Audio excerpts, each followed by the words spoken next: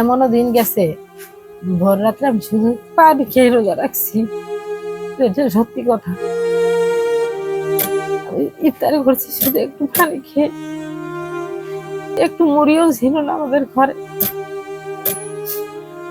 রোজার মাস সংযম, ধৈর্য আর সহমর্মিতার শিক্ষা দেয় আমাদের, কিন্তু এই পরিবারের জন্য প্রতিটি দিনই যেন এক একটি কঠিন পরীক্ষা। এই যে দেখছেন তিনি নূরজাহান, বয়স 40 বছর, চোখে ক্লান্তি, মুখে নীরব যন্ত্রণা, তবুও বেঁচে থাকার লড়াই থামাননি। তার স্বামী মোহাম্মদ আবু বকর সিদ্দিক একটি হার্ট স্ট্রোকের পর থেকেই তিনি বিছানায় শয্যাশায়ী।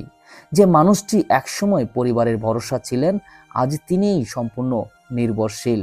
আমার নাম মোহাম্মদ নূরজাহান। তো আমার হাজবেন্ড আজ 3 বছর ধরে হার্ট অ্যাটাক হয়েছে।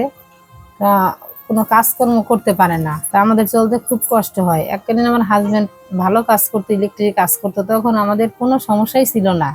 আমাদের বাজার ঘরের সবকিছু মানে ইত্যাদি ইত্যাদি সবকিছু আমরা ভালোভাবেই ছিলাম, কোনো কাজ করতে হয় নাই। আমার হাজবেন্ডের কামাই দিয়ে আমি ভালোভাবে চলছি। এখন এই যে মেশিনের কাজটা আমি অল্প কিছুদিন হয়েছে শিখছি। তো একটা সংস্থা থেকে আমাকে এই মেশিনটা দিয়েছে। সেই সংস্থাটার নাম হচ্ছে ইউএনডিপি। সেখান থেকে আমাকে এই মেশিনটা দেওয়া হয়েছে। তো কিছু কাজ শিখছি হালকা পাতলা। ওই গার্মেন্টসে আগে চাকরি করতাম, এখন তার করতে পারি না। আগের মতো সেই বয়স তো আর এখন নেই। এখন একটু বয়স হয়েছে, আর রোগ আমার 3টা অপারেশন করা, এখনো জরায়ুতে টিউমার। এই জন্য আমি বেশিভাবে কাজ করতে পারি না বা বেশি হাঁটতেও পারি না। তাই টুকিটাকি এই মেশিনটা দিয়ে কাজ করি। তো এটা দিয়ে আমাদের সংসারটা সেভাবে চলে না। সংসারের পুরো দায় এখন নূরজাহানের কাঁধে, অথচ তিনি নিজেও অসুস্থ, ঠিকমতো দাঁড়িয়েও থাকতে পারেন না অনেক সময়। তবুও থেমে থাকেননি। এই ছোট্ট সেলাই মেশিনই এখন তার জীবনের একমাত্র অবলম্বন। দিনভর কষ্ট করে যা আয় হয় তা দিয়েই চলে তাদের জীবন। কিন্তু কষ্টের এখানেই শেষ নয়। রোজার এই পবিত্র মাসেও অনেক দিন না খেয়েই রোজা রাখতে হয়েছে তাকে। ইফতার করেছেন শুধু 1 গ্লাস পানি দিয়ে। আমাদের চলতে খুব কষ্ট। এই যে একটা রমজান মাস গেল, মনে হয় 2 দিন ঘরে কোনো রকম ইফতারি করছি, আর সব সময় এই শুধু পানি বা কিছু পান্তা ভাত এগুলো দিয়ে ইফতারি করছি।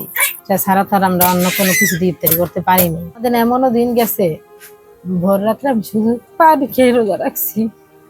এটা সত্যি কথা।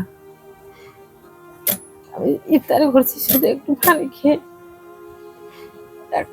একটু মুড়িও ছিল না আমাদের ঘরে।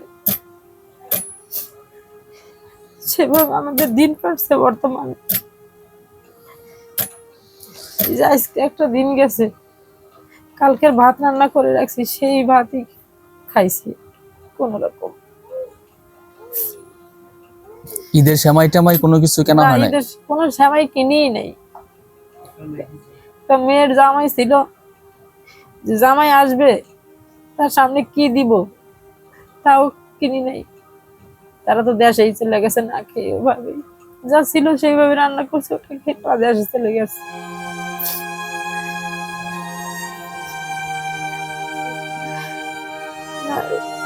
এমন মানুষের কাছে তো বলতেও পারি না, তো কষ্টের কথা কে কার কথা শোনে।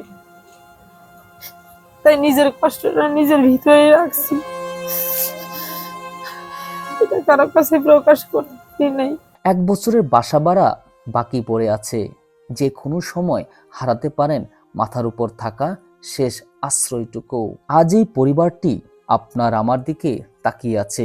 একটু সাহায্য, একটু সহানুভূতি হয়তো বদলে দিতে পারে তাদের পুরো জীবন। আসুন আমরা মানুষ হয়ে মানুষের পাশে দাঁড়াই, কারণ মানবতার চেয়ে বড় কোনো পরিচয় নেই। আমাদের ঘর ভাড়া এখনো 24,000 টাকা ঘর ভাড়া পাবে, তারপরে কারেন্ট বিল পাবে। এটা দিয়ে আমরা নিজেরা চলতে পারি না, এগুলো কোথা থেকে দিব? আমার মা বোন ওরাও গরিব। তো বোন চাল কেনার জন্য কটা টাকা দিছিল, 4 কেজি চাল কিনছিলাম। সেই চালই 1 কোটা করে রান্না করে এখন পর্যন্ত খাইতেছি। ছেলে কি খাই বোঝেন?